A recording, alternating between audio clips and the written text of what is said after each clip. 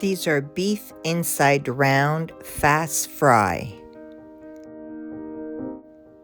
I put my meat on my cutting board, add plastic wrap on top of the meat, and with my meat mallet, I'm going to pound the meat to make it thinner. I use outward controlled taps on each slice to keep everything even. Now that the beef slices are thinner, I'm going to cut each one in half. I set the pieces on a plate, keeping everything organized and ready to do my next step.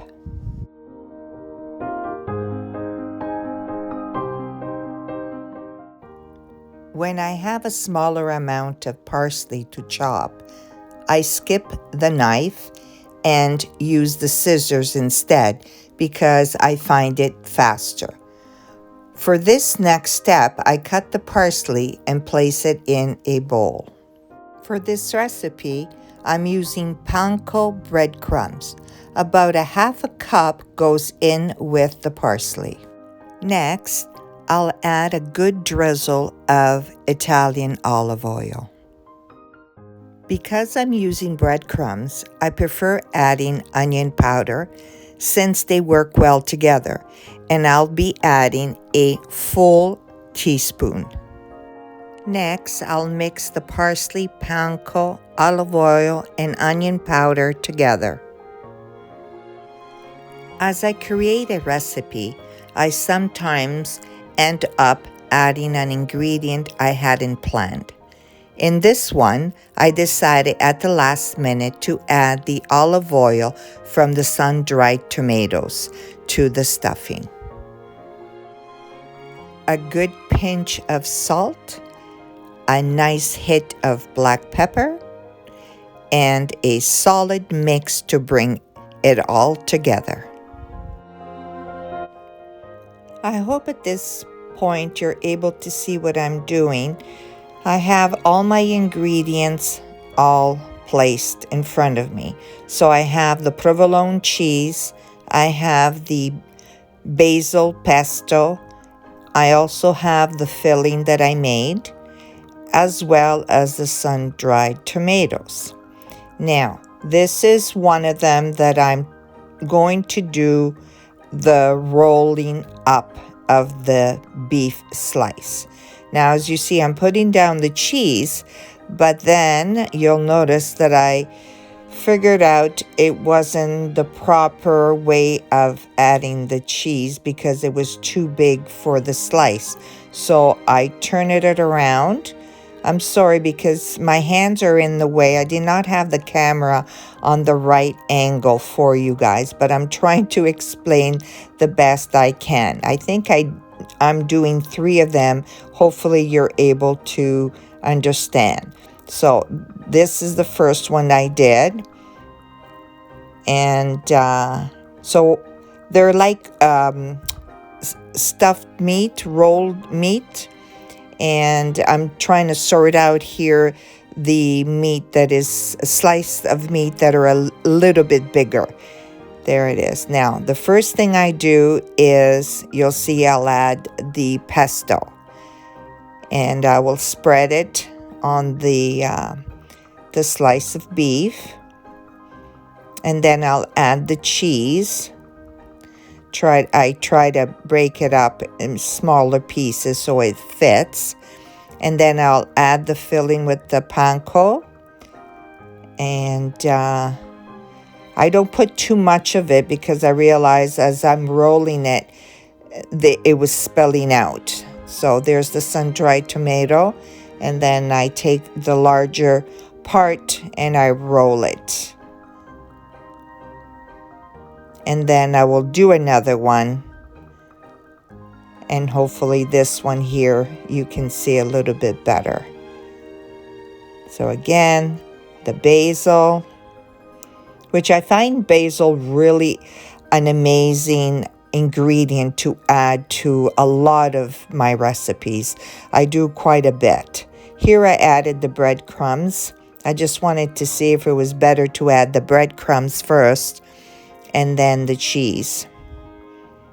And there's the cheese that I'm putting and the sun-dried tomato. Even sun-dried tomatoes really elevates certain dishes. And I'm trying to tuck in on the sides there. So I add a little bit of olive oil at the bottom of the pan. And let me tell you a little bit about the history of these beef rolls. When I'm in Italy, I go to the grocery store, and at the meat counter, they have these rolls done with beef, with chicken, with veal. But what they do, they only add breadcrumbs and cheese inside these rolls. And they're really, really good. They actually put 4 of them together in a skewer. I did not have skewers, so I decided to put them in a pan like you're seeing right now.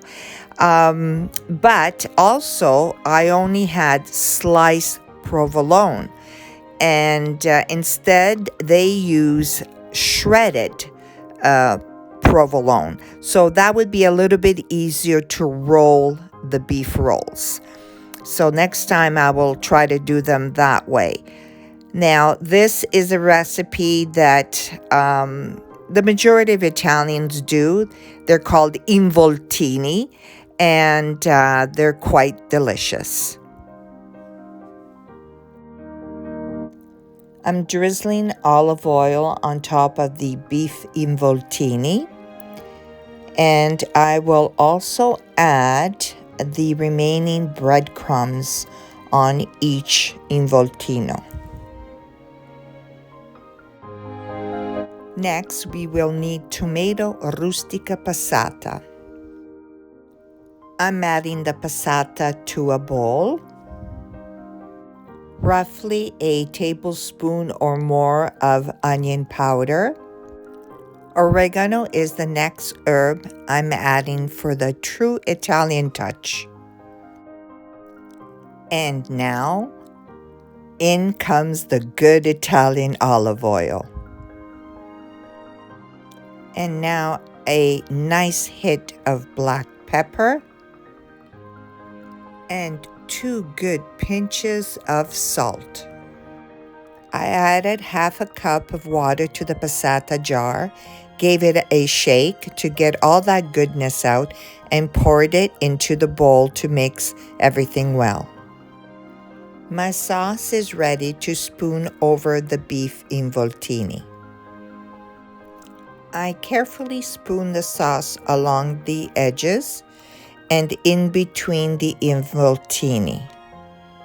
Once I have sauced the involtini well, I cover the oven-proof pan with foil, place it in a preheated oven at 375 Fahrenheit or 200 Celsius and bake it for 30 minutes. There you have it, my friends, another recipe for you. Involtini stuffed with basil pesto, provolone cheese, aromatic breadcrumbs, and sun-dried tomatoes. A delicious dish you can serve with tender green beans. If you haven't yet, kindly subscribe, comment, like, and share.